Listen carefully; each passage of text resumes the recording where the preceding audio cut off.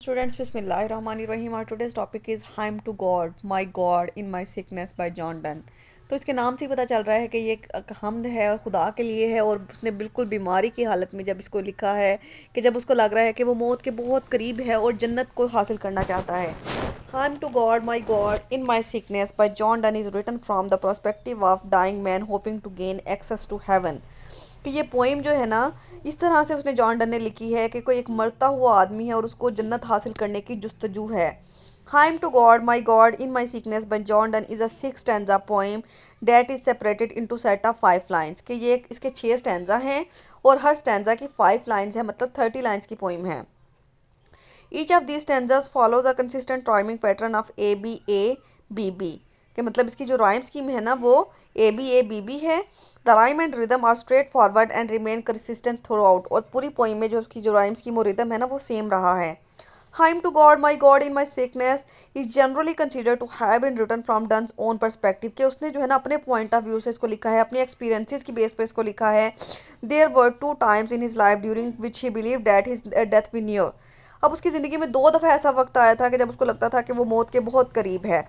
The first was when he contracted a fever in 1623। एक दफ़ा जब उसको 1623 में बहुत शदीद बुखार हो गया था। "It is thought now that the fever could actually have been typhus". और उसको ऐसा लगता था कि ये जो बुखार है ना उसकी जान ले लेगा और एक बड़ी जो है बड़ा मोजी मर्ज बन जाएगा। During this period he wrote a great deal. और उस ज़माने में उसने बहुत सी ज़्यादा पोइट्री की। Additionally the piece might have been written while Donne was actually on his death bed. लेकिन ये कहा जाता है कि ये पोइम शायद उसने जॉन डन ने तब लिखी है जब वो अपने बिस्तर मर्ग पे था।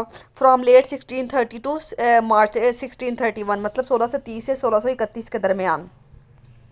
The poem begins with the speaker describing the room in which he is dying. ये पोइम जो है स्पीकर तब स्टार्ट करता है जब वो अपने कमरे में मर रहा होता है। "He will soon leave it for the Holi room". उसको लगता है कि वो जल्द ही इस होली रूम को छोड़ देगा। "Here he will become a music field sent turn to God's liking". और वो जो है ना एक वली की सूरत में खुदा के पास चला जाएगा। "The word he is speaking are use as preparation for what is to come later". कि उसके ये अल्फाज है कि ऐसा लगता है कि वो कहीं की तैयारी पकड़े हुए है, कहीं जा रहा है। "He is bracing himself for his own death and entry to haven".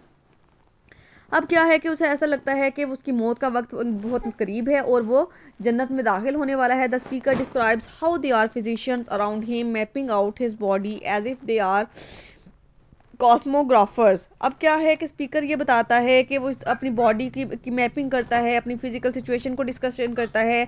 "They are seeking out their own answers and he seeking the discovery of another world". मतलब उसके जहन में जो सवाल आते हैं ना वो उनके जवाबात भी खुद ही देता है कि वो दूसरी दुनिया में जाके कैसे रहेगा, कैसे उसको जो है डिस्कवर करेगा। "Death is not something he is afraid of". वो मौत से बिल्कुल नहीं डरता। "In fact he sees it as a being an integral part of life". वो तो ये समझता है कि मौत जो है वो ज़िंदगी का एक अहम हिस्सा है। "Just as the crucifixion was the part of resurrection". कि जिस तरह से रिसरक्शन का जो एक अहम पास है ना, ये पार्ट है ना, वो कर्सिफिकेशन का मुझे मीनिंग याद नहीं आ रहा, ये आप डिक्शनरी में चेक कर लीजिएगा। In the last stanza, he asks the God to recognize his goodness and the good he has done on earth throughout his written works। अब क्या कहता है खुदा से, वो ये इस बात की इल्तिजा कर रहा है कि खुदा जो है ना उसके अच्छे कामों का उसको सिला दे, उसका अजर दे जो उसने अपनी ज़मीन पे रह के किए हैं या लिखे हैं। "If God can do this", अगर खुदा ऐसा कर सकता है, "perhaps he will enter to the into heaven just like Christ". तो कहता है कि अगर ऐसा होगा तो फिर वो जन्नत में ऑटोमेटिकली जो है एंटर हो जाएगा, उसकी एंट्री जो है कंफर्म हो जाएगी। Stanza 1 है, "Since I am coming to that holy room where with thy choir of the saint for evermore, I shall be made thy music as I come. I trew the instrument here at the door, and what I must do, then think here before". In the first stanza of "I'm to God, my God in my sickness", the speaker begins by conceding the fact that he is coming to that holy room। अब poem जो है ना अपनी poem का आगाज़, इस poet जो है अपनी पोइम का आगाज़ इस तरह से करता है कि वो एक होली रूम में आ रहा है, मीनिंग हेवन। होली रूम से मुराद उस जन्नत है। इन "it is his ultimate destination to be enter into sooner that he might like". और वो कहता है कि यही उसकी मंजिल मकसूद है जहाँ उसे जल्द पहुँचना है। "He continues on to describe the room in greater detail". अब वो उस रूम की, जन्नत की तफसीलात देता है। "It is wonderful in that there is the choir of sand for evermore". All who enter heaven like the speaker himself are made God music. अब वो कहता है कि यानी ये वो जो जगह है ना बहुत ही आला है, वहाँ पे जो है ना वली रहते हैं, जो खुदा के ख़ास बंदे होते हैं ना वो लोग वहाँ पे रहते हैं, और उनके लिए वहाँ पे एक बहुत ही अच्छा सा म्यूज़िक होता है। He will be like an instrument, वो कहता है वो खुद को एक इंस्ट्रूमेंट की तरह महसूस करता है। Which he tunes himself hoping to be appeasing as pleasing as possible, जो कि इस तरह से बज रहा है इंस्ट्रूमेंट कि जो उसकी ज़िंदगी में कुछ कोई बहुत ही खुशगवार चीज़ जो है वो मुमकिन है होने को। These lines serve as an introduction to the poem and the process of dying। अब इन लाइन से पता चलता है कि इसमें एक जो मरने का जो प्रोसेस है ना उसकी वजाहत की गई है। The speaker is preparing himself here before for what he must do then. अब स्पीकर जो है ना खुद को इस चीज़ के लिए तैयार कर रहा है कि वो पहले क्या था और अब उसको क्या करना चाहिए। स्टैंजा 2 है, While missed my physician by their love are grown, cosmographers and I their map who lie flat on this bed, that by them may be shown, that this is my southwest discovery, perfume fabris by these straits to die। अब इस next Quentin कहते हैं जो कि 5 line का stanza होता है, क्योंकि ये मैंने आपको पहले बताया कि 6 स्टैंजाज हैं 5 लाइन्स के। My God in my sickness the speaker refers abstractly to the his physician, अपने फिजिशियन को, अपने डॉक्टर की बात कर रहा है। They do not seem to be doing much to improve his condition, वो कहता है कि डॉक्टर जो है ना अपने काम में नाकाम नज़र आ रहे हैं, मतलब उनके इलाज से मेरे अंदर कोई बेहतरी पैदा नहीं हो रही। Their actions are represented physically as cosmographers who looks over his body like a map, वो कहता है कि वो मेरे जिस्म को ऐसे देख रहे हैं जो फिजिशियन है जैसे कि मैं कोई नक्शा हूँ, किसी नक्शे को देखा जाता है। They are observing charting and taking notes of what they see, वो क्या कहता है कि वो मेरा मुशाहदा करते हैं, मुझे देखते हैं, नोट डाउन वो करते हैं। If it is as if his body is there in south west discovery, वो कहता है मुझे ऐसा लग रहा है कि ये सारे लोग जो है मिलके ना किसी साउथ वेस्ट को डिस्कवर करने में लगे हुए हैं। So that they can see the process of dying, ताकि वो मरने का प्रोसेस देख सकें। In the last 2 lines of this section, the speaker of the perfume fabris or the straits of fever, these straits are spoken of geographically as if they are marked out on his cosmological body map के। वो कहते हैं कि मेरे जिस्म जो है ना वो तो एक बीमारी में भरा पड़ा है, और ये जिस्म इन्होंने जो है ना मुझे ऐसे मुशाहिदा कर रहे हैं कि मैं किसी नक्शे का जो एक हिस्सा हूँ, या कोई ऐसे किसी जो है ना कॉन्टिनेंट का हिस्सा हूँ जिसको बहुत ही गौर से ये लोग मुशाहिदा करने में लगे हैं। Stanza 3 है, I joy that in these straits I see my west, for though their currents yield return to none, what shall my west hurt me as west and east in all flat maps, and I am one or one, so death doth touch the resurrection। The pot's done speaker is on in not all bad. अब pot जो है ना वो जिस रास्ते पे speaker Jordan जो है ना वो जा रहा है ना वो इतना भी बुरा नहीं है। There is some joy in these straits, वो कहता है कि यहाँ पे कुछ अच्छी चीज़ें भी हैं। He is able to see his way west to his death and then eventually to heaven, वो कहता है कि जब मैं मगरिब की तरफ जैसे गुरूब होता जा रहा हूँ तो मैं अपनी मौत के करीब जा रहा हूँ और जन्नत में पहुँच जाऊँगा। This is a place that will not harm him or from him which he will never to return, वो कहता है कि ये जन्नत जो है ना ऐसी जगह है जहाँ से उसको कभी नुकसान नहीं पहुँच सकता है और वो वहाँ से कभी वापस नहीं आएगा। It represents a finality that is appealing, इसमें वो एक फाइनलिटी की बात करता है, एक एंड टर्म की, एक मंजिल मकसूद की बात करता है जो उसको बहुत ज़्यादा अट्रैक्ट कर रही है, जहाँ पे जाने की उसको बहुत ज़्यादा ख्वाहिश है। In the next 3 lines he speaks of how west and east, फिर वो वेस्ट और ईस्ट की बात करता है। वेस्ट और ईस्ट मतलब दोनों ऑपोजिट है ना, तो वो यहाँ पे डेथ और बर्थ को सिम्बोलाइज कर रहे हैं। वेस्ट मतलब डेथ और ईस्ट मतलब बर्थ, क्योंकि वेस्ट में क्या होता है कि सूरज गरूब होता है तो वो डेथ होगी, और ईस्ट से सूरज तलू होता है तो वो बर्थ होगी, और one and the same. The speaker is clearly unafraid of death, अब स्पीकर जो है ना उसको मौत से तो बिल्कुल डर लगता ही नहीं है। He sees it as being equal to life, वो कहता है कि जीना और मरना जो है ना बराबर ही होते हैं। There would not have been a resurrection without first death, वो कहता है कि हम रिसरेक्शन को या एक अच्छी ज़िंदगी को तब मौत के बगैर हासिल कर ही नहीं सकते। स्टैंजा 4 है, Is the Pacific Sea my home, or the eastern reaches is Jerusalem, Ayan and Megalem and Gibraltar, all straits and none but straits are ways to them, whether where Gifford, Welt or Chom or Shem। In the fourth stanza of Hymn to God, my God, in my sickness, the speaker contemplates his life on earth and where he really belongs.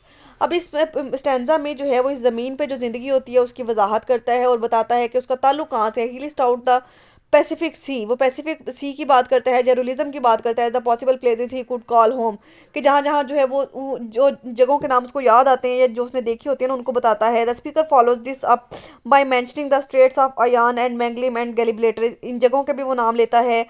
He sees these famous and in the case of Anian mythical bodies of water as access points to the after life and God. वो कहता है कि ये जो जगह है ना यहाँ पे ज़िंदगी के बाद के और जो खुदा के बाद के जो मनाजिर हैं ना वो भी आपको उस तरह के देखने को मिलते हैं। When one can across these traits they enter into the world that was previously unattainable। कहता है कि जब कोई इंसान यहाँ पे चला जाता है, इन जगहों की सैर कर लेता है, तो उसे ऐसा लगता है कि उसने उससे पहले कभी कुछ देखा ही नहीं था। The next line contain references of the sons of Noah, Japheth, Cham and Shem. अब ये भी जो है ना वो पैगंबरों में से हैं, अब जो कि माजी में गुजर चुके हैं, अजीम हस्तियाँ, उनके नाम वो लेता है, उनके रेफरेंस देता है। These figures and the lives they present might be the at the end of straits. वो कहता है कि ये लोग भी जो है ना इन मुकामात पे आके इनका जो है इनकी ज़िंदगी की जर्नी जो है उसका अख्ताम हुआ है। There various residences could be where he belongs, मतलब ये लोग जो थे ना मुख्तलिफ रहाइशों पे रहते थे, मुख्तलिफ जगहों से इनका ताल्लुक था। Stanza 5, everything that paradise and Calvary, Christ's cross and Adam's trees stood in one place. Look, Lord, and find both Adams met in me. As the first Adam's feet surrounds my face, may the last Adam's blood my soul embrace. In the fifth quatrain the speaker directs his words to God. अब जो है वो खुदा की तरफ आ जाता है। He wants to make clear to both God and the reader that the blood of both Adams is within him. अब वो खुदा को भी और रीडर्स को भी ये बात बताना चाहता है कि उसके अंदर जो है ना आदम का, उसकी रगों में आदम का खून दौड़ रहा है। The second Adam Christ has filled his soul with faith. और कहता है जो सेकंड एडम जो क्रिस्ट है तो वो कहता है कि उसने मेरी रूह को ईमान से भर दिया है। The first Adam has given him the sweet के and that surrounds his face. कहता है कि पहले जो आदम थे ना उन्होंने मुझे पसीना दिया था, मुझे जद्दोजहद दी थी जो कि मेरे चेहरे पे नज़र आती है। He wants to be seen as embodiment of the grace of God and the inherent goodness of man. वो कहता है कि मैं ऐसा इंसान बनना चाहता हूँ जो कि जिस पे खुदा की नेमतें हों, खुदा की रहमत का मुजस्मा हो। स्टैंजा 6 है, so in his purple wrapped, receive me, Lord, by these his thorns, give me his other crown, and as other souls I preach thy word. Be this my next text, my sermons to mine own. Therefore that he may raise the Lord throws down.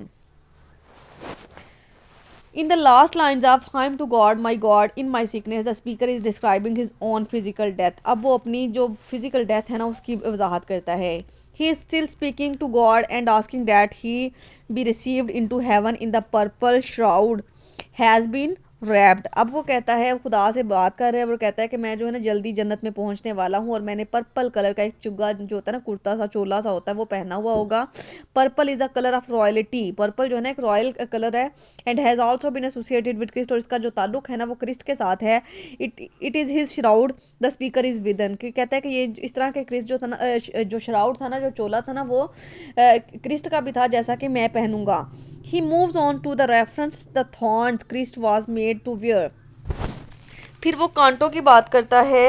The speaker ask that he be given crossed other crown and allowed into heaven. वो कहता है कि फिर मुझे जो है ना एक ताज पहनाया जाएगा जो पहन के मैं जन्नत में दाखिल होऊंगा। This should be done for him as he was a good Christian in his life. वो कहता है कि वो उसको ऐसा ताज जो है ना, ऐसा एजाज़ उसको दिया जाना चाहिए क्योंकि वो अपनी ज़िंदगी में एक अच्छा क्रिश्चियन रहा है।